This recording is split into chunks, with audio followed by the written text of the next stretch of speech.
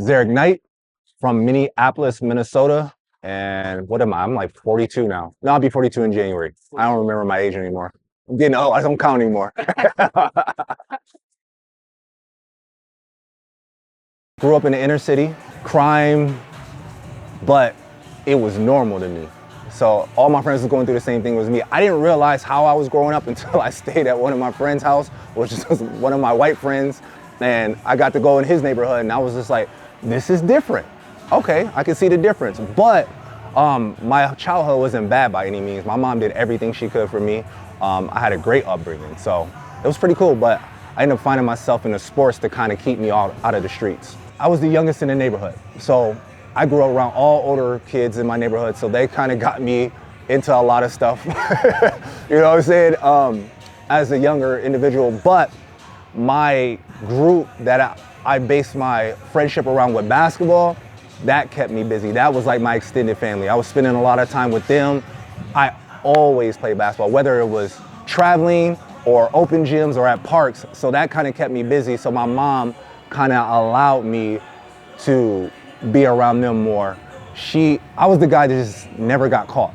So I was in this stuff, my friends would get caught, I never got caught, so she didn't really know what I was in. She thought I was a good kid. She thought I was better than what I was, just because I never got caught doing anything. But I learned from their lessons, you know what I'm saying? They make mistakes, and I'm like, all right, cool, I'm not doing that anymore.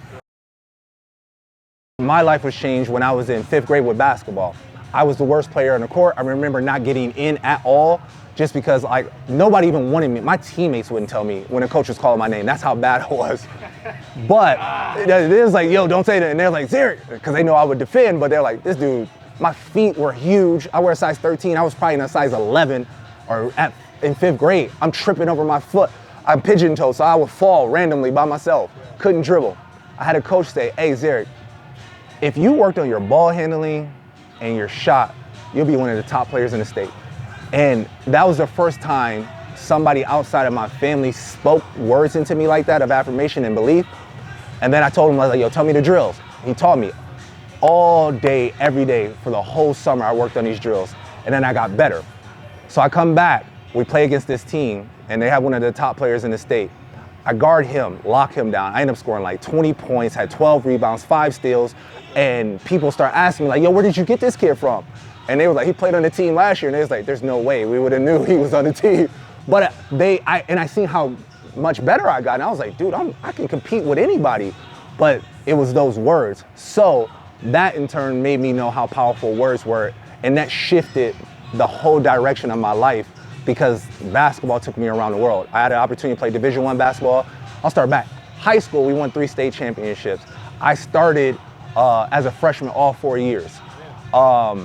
Then I got to play Division I, then I got the chance to play overseas. And I was like, man, if my life probably would have been different if they wouldn't have spoke those words into me and I worked. And I seen how hard work could help me out. So, and I wasn't even the best player. Like, my thing was I was the hardest worker. I had skill and talent, but if anybody knew me from the city, they'll say like, yo, there was dudes that were better than him that had skill, but I took it farther than a lot of people that had more skill than me. And I give credit to my hard work, my work ethic. Like, I'm willing to like outwork you on every possession, and skill, that's something you can't teach. So before Pursuit, coming off of a COVID stint, I was just doing a lot of online stuff and working people out in the park. I was a present father, so that was one of my goals, is like, how can I be present in my kid's life? When I got into training before COVID, I was able to take them into training with me, but it was one of the hardest things I ever had to do. Like, being a present father, I didn't have any blueprint of anybody, and then anybody around my friend circle weren't doing it, so I didn't even know who to like talk to about the struggles of like, man, this is the hardest thing. And even some of my women clients, I was able to be like, yo, I'm so sorry. Because I remember when you told me how hard it was, and I'm like, your kids are your purpose. They're your reason, not your excuse. And I'm saying all this stuff. And then I got him, I'm like, I'm so tired. This is so hard. I'm so sorry. But it helped me to understand them better. So that was kind of my life before Pursuit, was just kind of like trying to figure out how to balance it all, be present, but also train people, doing online stuff because that allowed me the flexibility. But I was also going through this bad migraines. Like, I had these migraines, vertigo, And it was because I learned I was holding in so much stress.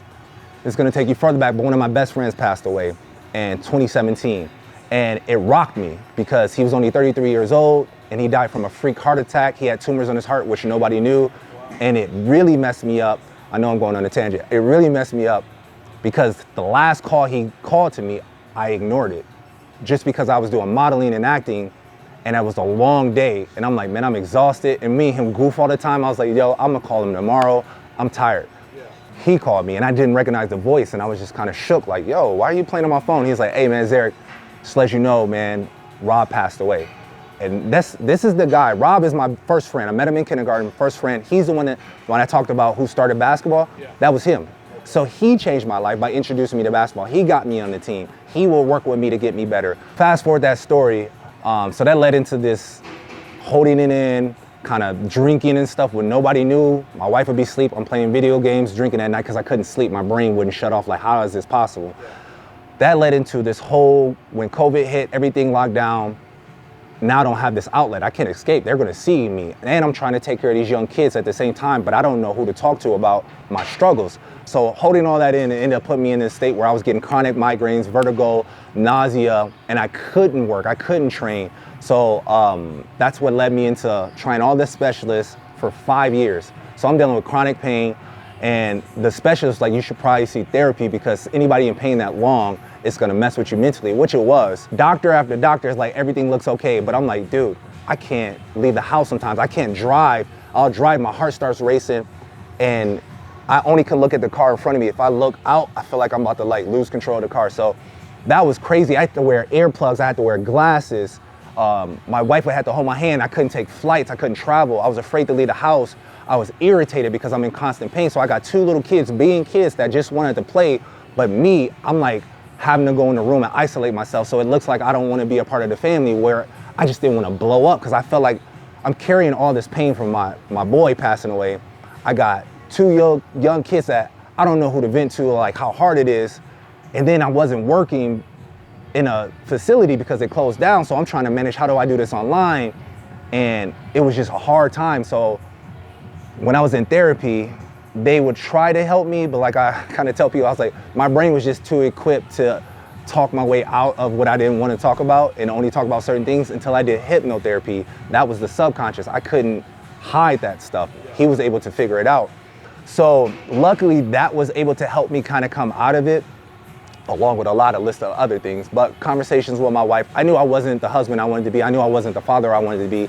One of the hardest moments, my kids were everything to me. And I remember, I'm not gonna cry, all right. My daughter having a moment, I heard her talking to my wife and she was just like, I don't like being around dad. And I was like, that broke me because they're my everything. And I tried to shield them from my pain, but I couldn't. They were seeing how irritated I was, or how I would take them to the park and I had to teach them how to unlock my phone and call mom, because there was times where I was swinging a swing and get so dizzy I had to lay down on the ground and my heart would race and I felt like I was gonna pass out, like everything just got dark. So I was like, all right, if dad goes into this situation, you gotta learn how to call mom. Man, it hit me. I remember I had 2 guys that I knew that played basketball and they ended up committing suicide. And they were my age, had young kids. And I always was like, man, how could you commit suicide? Like, I understand it's hard, but how could you do that? Like, what about your kids? What about your family? I couldn't understand it. I was like, we're all gonna pass away one day. Why end it now? Like, whatever it is, just suffer for the rest of your life if you have to. And then I remember getting hit with, like, hearing my daughter saying that. And I never wanted to commit suicide, but I was in pain for so long, I understood it. So this is what I mean by that. I have an amazing wife, I have amazing kids, I have amazing life. I'm doing so many awesome things. I get to model, I get to travel, I get to help people, but I don't feel happy. And that's when I was like, oh my God, what could possibly be making me happy if this doesn't? What can make me feel better if this doesn't? What can make me change if none of this stuff makes me change? That's when I was like, oh, I understand. If you're walking around with this cloud every day and you feel like nothing can make you happy, now you feel like you're a burden, your wife doesn't want to be around you, your kids don't want to be around you. Now I felt like they can't do stuff because of me. Maybe their life would be better if I wasn't around. That's when I was like, yo, you're in a dangerous situation, you gotta figure this out. And that's when I started to come out with therapy, hypnotherapy, the pain went away, and I felt like I had a second shot at life. Like, yo, I get to experience life differently. I'm not gonna mess this up. So one of the questions you asked, like, your energy, you're charismatic. I think I have a different appreciation and gratitude for life. And I can see things like, dude, I'm gonna bring it no matter what. I'm gonna show up happy no matter what. Even when I'm low, I still find gratitude. So I don't have to be happy, but I still find gratitude. Like, look what I remember, I used to couldn't do this. Now I can. I think that was a big shift in how I show up in life now. What? I'm hopeful. I see the future of what I want to do, because it was grim for a minute where I was like, I don't know what it's going to look like because I can't do anything. Now I'm amongst owners that see stuff in you, and they're like allowing you to grow and not micromanage you. So now, man, my life is great. I'm skiing again. I'm traveling. I can go on flights. I can go see family, friends. So I would say, like, even though I might have challenges, it's nowhere where I was at. So I feel free. I would say that I feel lifted. There was so much darkness. I feel like I wouldn't have made progress if I would have kept it to myself, because I obviously couldn't overcome it, because I was going to try to avoid it and try to fill it with something else. So I would say your true strength will be vulnerable, find out your insecurities, whatever the darkness is that you have, whatever your vices are, voice that to somebody, because when I was holding it to myself, that's when it was killing me. Like, it was literally like my body was shutting down because I was just holding all this in, trying to overcome it by myself. Once I allowed people to come in and help me, and I dove into my spirituality, I feel like that's when the weight was lifted off me, and I was able to be more of the person I wanted to be.